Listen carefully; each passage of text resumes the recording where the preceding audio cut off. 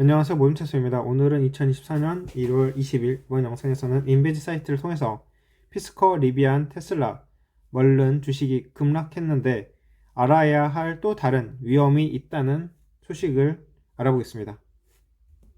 키포인트 첫 번째, 테슬라, 리비안, 피스커 및 멀른과 같은 모든 전기차 주식은 2024년에 폭락했는데 많은 소비자들이 IEC를 선택하면서 전기차에 대한 수요에 대한 우려가 있습니다. 중국이 무선 속도로 전기차 생산량을 늘리고 있습니다. 우문입니다. 전기차 업체들이 대부분 두 자릿수 하락세를 보이는 등 부진한 한 해를 보내고 있습니다. 테슬라는 올해에만 14% 이상 하락한 반면 피스커는 50% 이상 하락했습니다. 니오, 샤오펑, 카누 및 멀른과 같은 다른 회사는 30% 이상 하락했습니다. 자, 밑에 차트를 보면 알 수 있죠. 테슬라가 그나마 선방을 했는데 그 나머지 회사들은 대폭 하락을 했습니다. 전기차 금속 및 전기차 차징 주식들이 폭락했습니다. 이 기자가 최근에 작성한 기사처럼 니켈, 리튬, 코발트 같은 전기차 금속 가격이 폭락을 했습니다. 배터리 관련한 거네요. 목요일 최대 광산 업체인 BHP는 니켈 사업에 대한 대규모 상각을 고려하고 있다고 밝혔습니다. 또한 전고체 배터리를 만드는 회사인 퀀텀 스케이프는 올해 10% 이상 하락했습니다. EV고, 차징 포인트, 블링크 차저와 같은 전기차 충전 회사는 올해 두 자릿수 하락을 했습니다. 이러한 성과는 거래자들이 업계에 대한 부정적인 언론에 대해 반성하고 그 후에 나왔는데요. 예를 들어서 우리는 헐츠가 전기차 재고를 판매하여 큰 손실을 입었다는 사실을 다루었습니다. 대형 자동차 구매자인 헐츠는 전기차에 대한 수요가 적고 위지비가 저렴하지 않다고 말했습니다. 게다가 2023년에도 전기차 판매 둔화세가 계속된다는 보도가 있었습니다.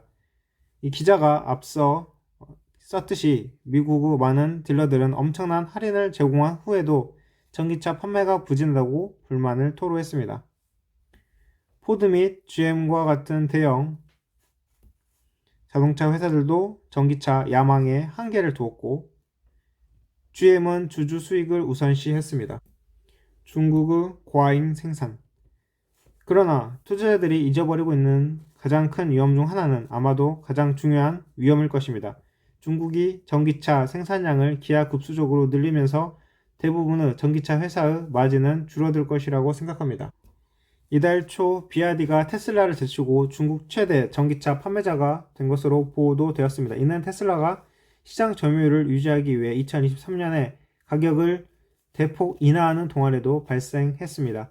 현실은 중국이 철강 산업에 했던 일을 전기차에도 하고 있다는 것입니다. 대부분의 전문가들은 중국이 시장에 넘쳐나는 많은 서방 철강 회사들을 죽이는데 일조했다고 믿고 있습니다. 석유 경쟁사들과 동등한 수준의 실력을 자랑하는 중국의 전기차 업체들은 이제 가격 하락으로 이어질 기하급수적인 성장세를 보이고 있습니다. 예를 들어 워렌 버핏을 투자자로 둔 회사인 비아디는 2023년에 300만 대 이상의 자동차를 생산했으며 분석가들은 향후 2년 내에 500만 대가 넘는 자동차를 생산할 것이라고 믿고 있습니다. 니오, 샤오펑, 리오토 같은 다른 중국 전기차 회사들도 지난 몇 년 동안 생산량을 늘렸습니다. 니오는 2023년에 16만 대가 넘는 차량을 생산했는데 이는 2022년 같은 기간보다 30% 증가한 수치입니다.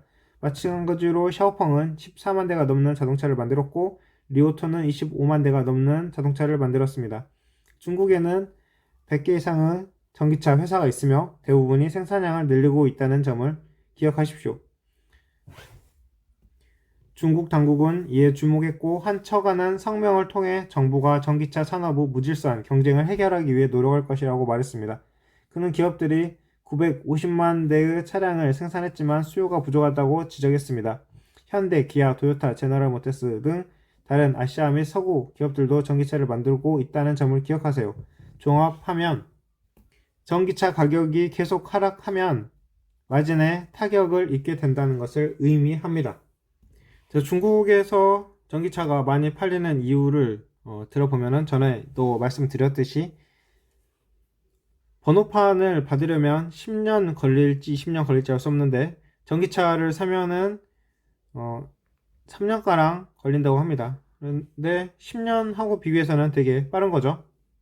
그리고 차량 오부제 적용도 받지 않고 실질적이고 직관적인 인센티브는 중국 내 전기차 수요를 자극하는 원동력이다.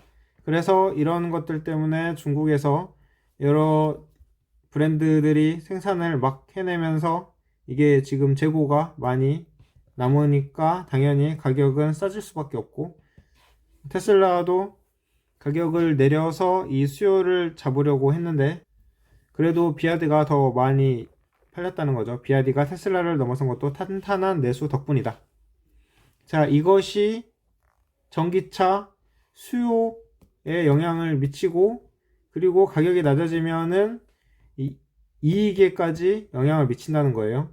이 프로핏이 남지 않으면 회사를 계속 운영하기가 어려운 거니까. 그러니까 이 수익성이 나도록 가격이 높아야 회사가 사업을 계속적으로 영위할 수 있겠죠. 그래서 이 전기차 시장은 춘추전국 시대로 들어온 거고, 테슬라로서는 어쩔 수 없이 전기차뿐만이 아니라 다른 사업에도 눈을 계속 돌리면서 수익원을 찾아 나서야 한다고 봅니다. 그리고 루시드, 리비안 이런 업체들도 전기차뿐만이 아니라 다른 사업을 계속 발굴해 나가면서 수익성을 위해서 계속 노력해야 하고요. 또 중국 내 이 보조금도 있죠.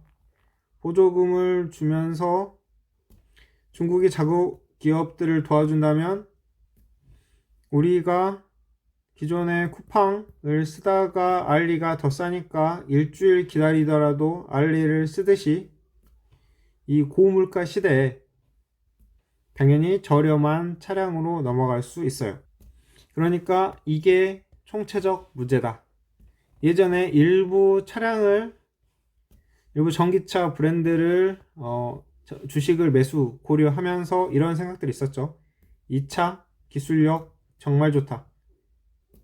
앞으로 현재는 이렇게 주가가 내려가 있지만 여기 믿고 투자하면은 결국에는 상승할 수 있을 것 같다.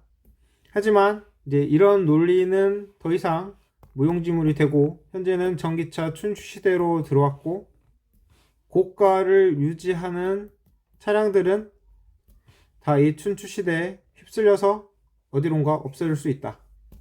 그것도 가능한 논리죠.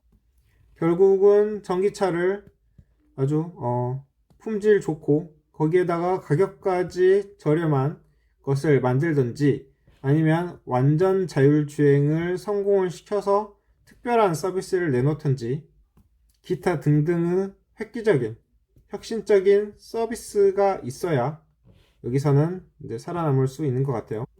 자, 어떤 회사에 800km 가는 전기차 기술력, 이것도 전고체 배터리 상용화되면은 1000km 간다고 했으니까 이 기술력 자체도 이제는 얼마 안 남은 거예요.